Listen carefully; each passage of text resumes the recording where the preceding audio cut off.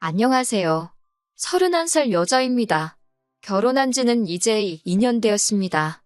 상대적으로 형편이 어려운 시댁이었지만 결혼했습니다. 남편이 저와 연애하면서도 홀씨모아 자기 동생 살뜰히 챙기는 모습에 부모님께서도 생활력 강하고 가정적인 데다가 책임감도 있어 보인다고 남편을 좋게 보셨거든요. 살아보면 알겠지만 돈이 다가 아니라고, 그리고 저희들 앞날이 창창한데 좋은 사람하고 결혼하는 게 최고라면서요. 홀씨모와 여동생 살뜰히 챙겨왔지만 남편이 시가에 경제적으로 도움을 주거나 반대로 시가족들이 남편한테 기대 사는 모습은 아니었습니다. 친정 부모님 말 맞다나 가정적이고 생활력 강한 사람이 같이 살아보면 최고라는 말에는 저도 동의하는 바이지만 굳이 남의 집 기둥까지 뽑아오면서 결혼하고 싶지는 않았거든요.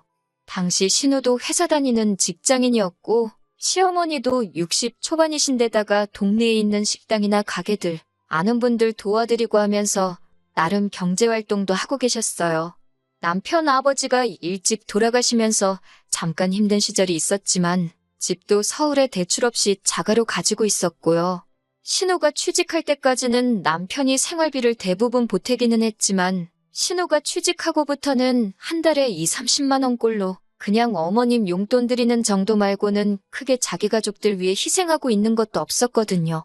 신우가 취직할 때까지 남편이 고생을 했으니 이제는 자기가 하겠다고 신우는 어머님 모시고 집에서 같이 살고 있었고 남편은 회사 근처에서 혼자 자취를 하고 있었어요.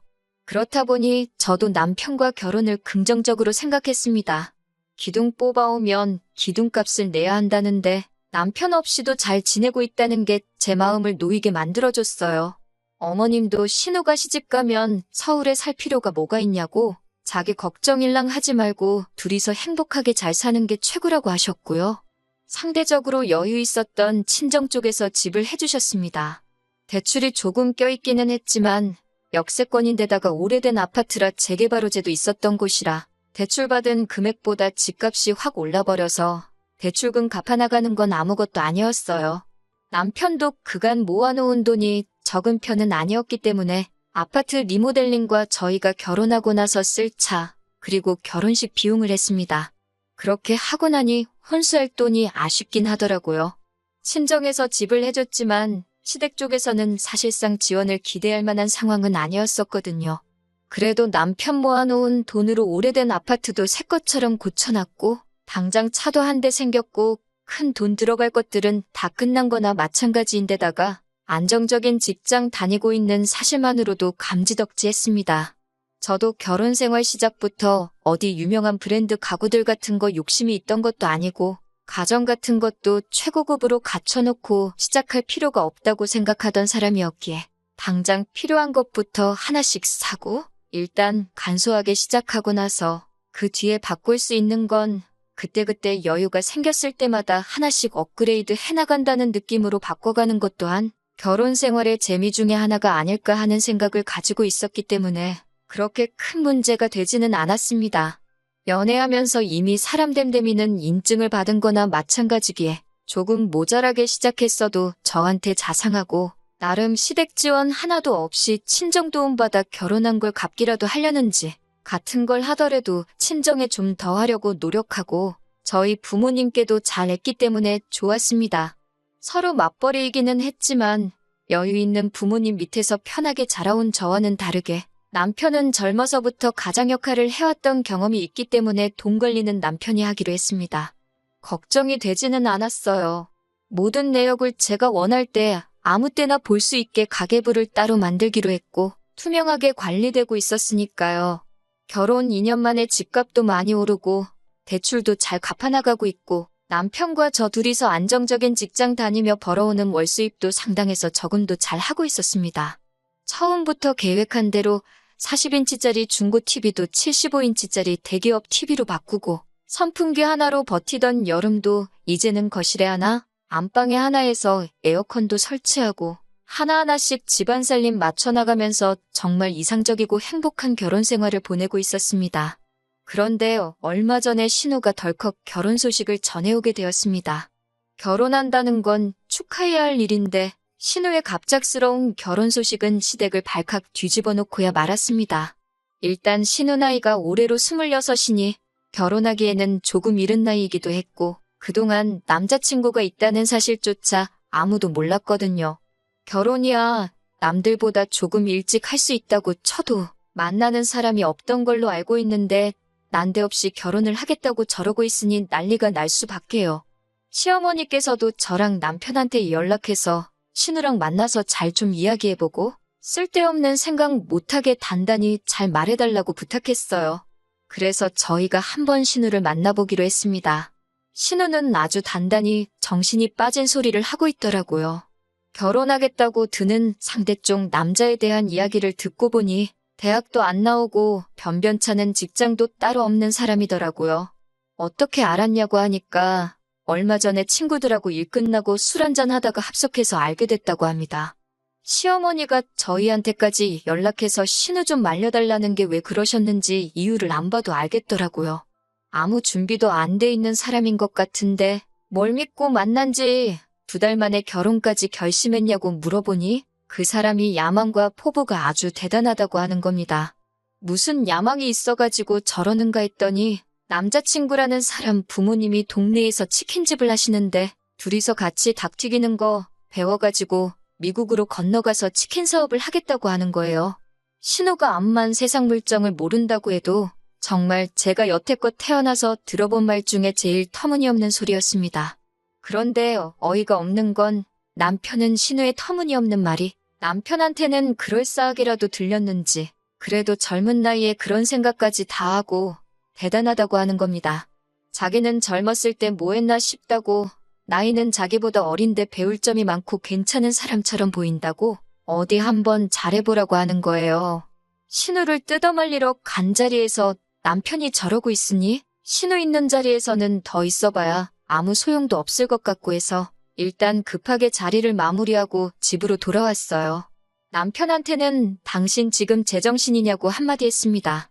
어머님이 말려달라고 해서 간 자리에서 신우한테 힘을 실어주고 오면 어떡하냐고. 당신이 힘들게 공부시켜놓고 취직시켜놨는데 말도 안 되는 걸 응원해주면 어떡하냐고 한마디 했어요. 남편은 요즘 뉴스만 틀면 한류의 기세가 대단한 것도 모르냐고 해외에서도 한국 거라고 하면 알아주는 세상이 된 건 모르냐고 하면서 동생이 장하지 않냐고 하는 겁니다. 그리고 세계에 한국 음식 알리는 거 따지고 보면 국위선양 하는 거라고요. 우리 부모님 세대가 해외 나가서 고생하고 그런 시대는 지났다고 어차피 신우가 저렇게 고집 부리기 시작하면 아무도 못 말린다고 하면서 그냥 응원을 해주자고 하더라고요. 그러면 우리한테 말려달라고 부탁하신 어머님한테는 어떻게 말할 거냐고 했더니 어머님은 자기가 알아서 말할 테니 걱정하지 말라는 겁니다.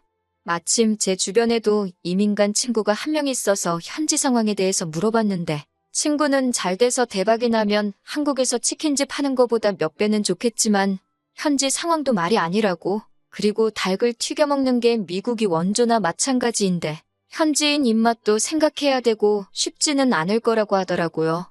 그리고 미국도 요즘 불경기라서 주변에 있던 잔뼈 굵은 한인 자영업자들도 두 손 두 발 들고 한국으로 역이민 가는 사람도 많다고 시도해보는 건 자유지만 내 가족이면 오지 말라고 하겠다는 식으로 말을 해줬어요.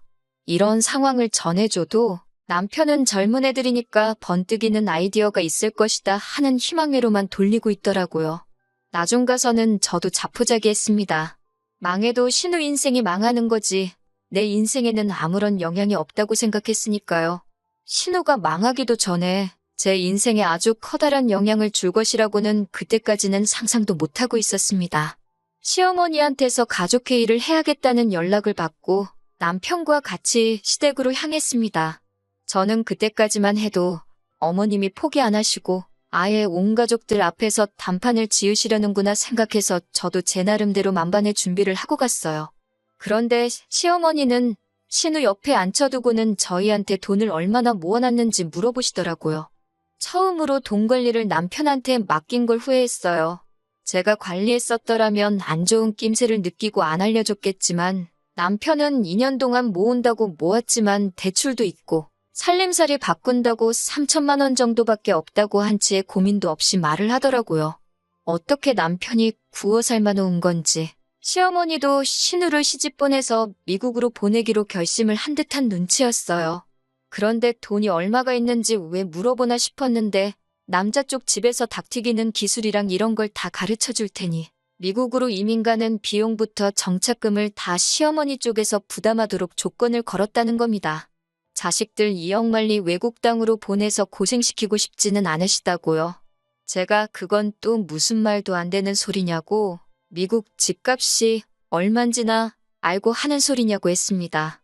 그 돈이면 동네에다가 체인점을 차려도 2개는 차리겠다고, 어디 동네에서 닭튀기는 거 가지고 말도 안 되는 장사를 하려고 하냐고, 그 집구석 완전 사기꾼 아니냐고 했습니다.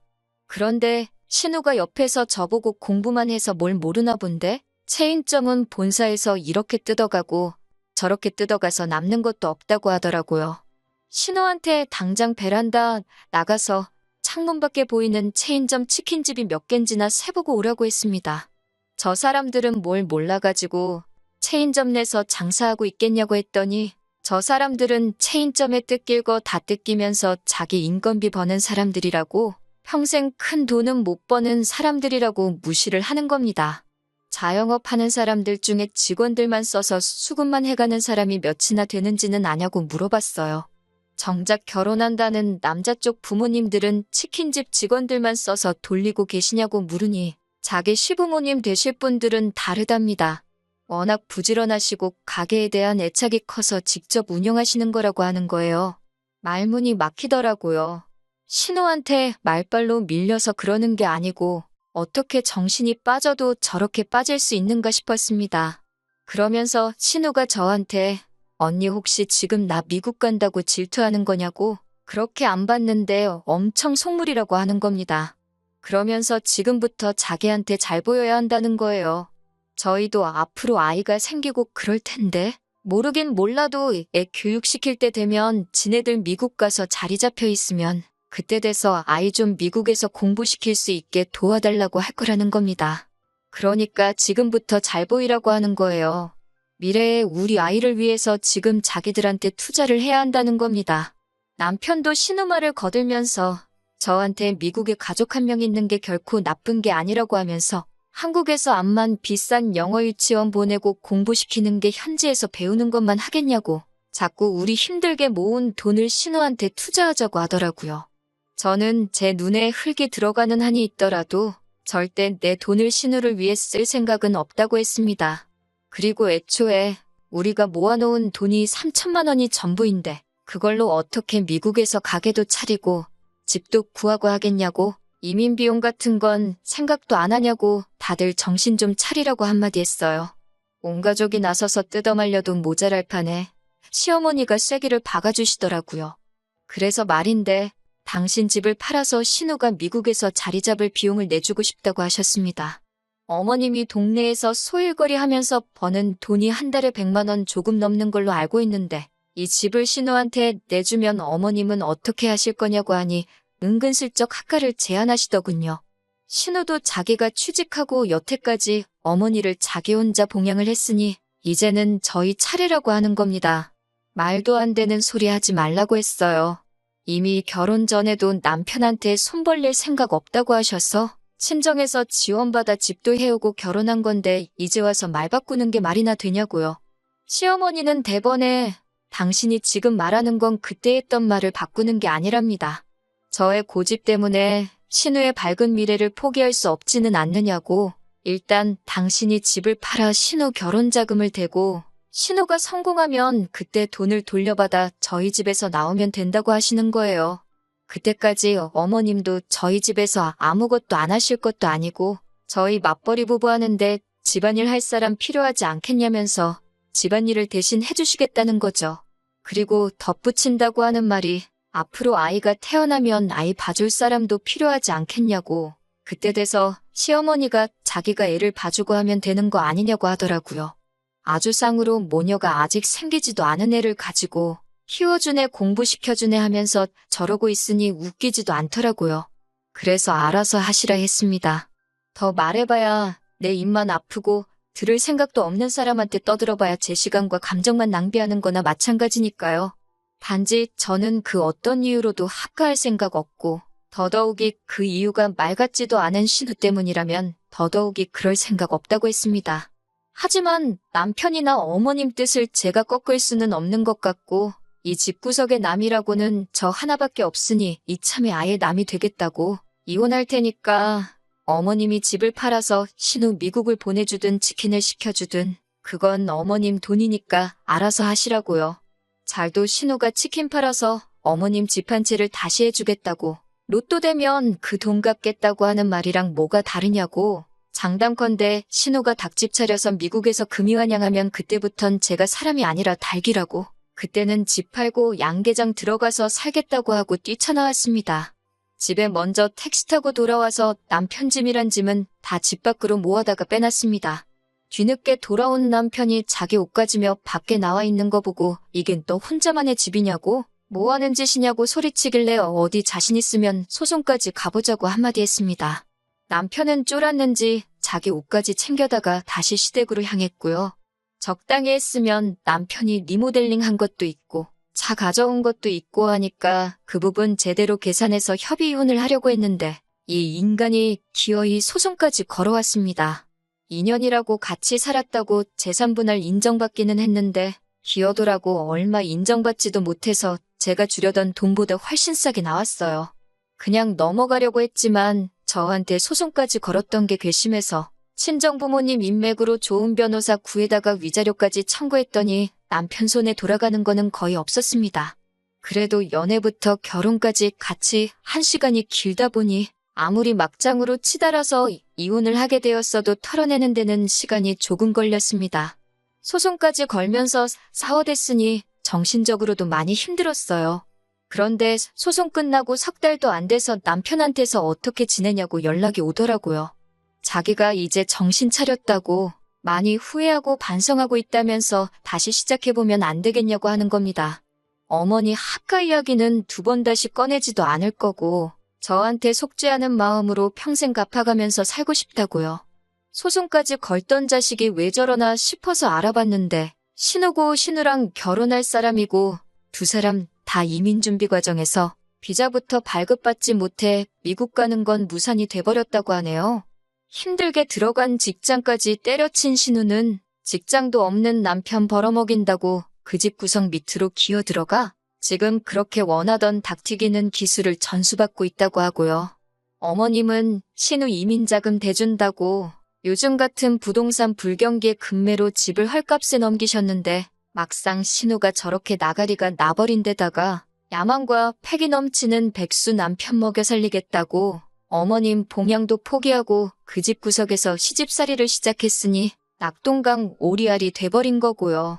신우도 정신이 나간 게 그 남자한테 콩깍지가 얼마나 씌인 건지 그 남자 먹여 살리겠다고 그 집 구석으로 기어 들어간 건지 어떻게 보면 사람이 미치면 어디까지 갈 수 있는지 보여주는 것 같아서 무섭기까지 하더라고요. 남편은 남편대로 이혼남 딱지 붙은 것도 불리한데 모아놓은 돈도 집도 절도 없는데 홀씨모까지 달고 살게 되었으니 앞으로 재치는커녕 연애도 못하게 생겼으니 저한테 다시 잘해보자고 연락한 것 같았습니다. 꼭 찍어 먹어봐야지 똥인 걸 아는 멍청한 남자는 제 쪽에서 사절이라고 일 없으니까 앞으로 연락하지 말라고 했어요. 또 연락해오면 다음에는 저도 법적인 절차를 밟아야겠다고 울음장을 놓으니 그 이후로는 두 번 다시 연락도 못하더라고요. 신우 망했다는 말에 속이 후련해졌으니 제가 나쁜 사람 같은데 그 좋아하던 대들 노릇 다시 할 수 있게 만들어줬으니 좋은 일도 하나 한 것 같아서 그냥 그걸로 퉁치려고 합니다. 소원 성취 시켜줬으니 괜히 저한테 다시는 기웃거리지 말고 알아서 평생 그 모양 그 꼴로 살았으면 좋겠어요.